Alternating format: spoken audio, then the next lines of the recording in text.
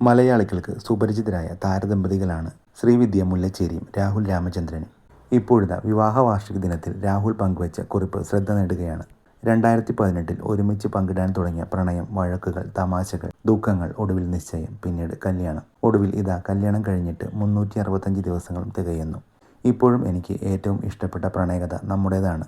ഞാനും നീയും നമ്മുടെ 365 ദിവസങ്ങളും എന്നാണ് രാഹുൽ രാമചന്ദ്രൻ ഇൻസ്റ്റഗ്രാമിൽ കുറിച്ചത്. സെലിബ്രിറ്റികളടക്കം നിരവധി പേർ ശ്രീവിദ്യയ്ക്കും രാഹുലിനും കമന്റ് ബോക്സിൽ ആശംസകൾ അറിയിച്ചെത്തിയിട്ടുണ്ട്. ക്യാമ്പസ് ഡയറി എന്ന സിനിമയിലൂടെയാണ് ശ്രീവിദ്യയുടെ അരങ്ങേറ്റം. മമ്മൂട്ടി ചിത്രമായ ഒരു കുട്ടനാടൻ ബ്ലോഗിലൂടെയാണ് ശ്രീവിദ്യ ശ്രദ്ധ നേടിയെടുക്കുന്നത്. അതിൽ അനു സിത്താരുടെ അനിയത്തിയുടെ റോളിലാണ് ശ്രീവിദ്യ അഭിനയിച്ചത്. പിന്നീട് ഒരു പഴയ ബോംബ് കഥ എന്ന സിനിമയിലും അഭിനയിച്ചു. മാഫി ഡോണ എന്ന ചിത്രത്തിലാണ് ശ്രീവിദ്യ ആദ്യമായി നായികയായി അഭിനയിക്കുന്നത്.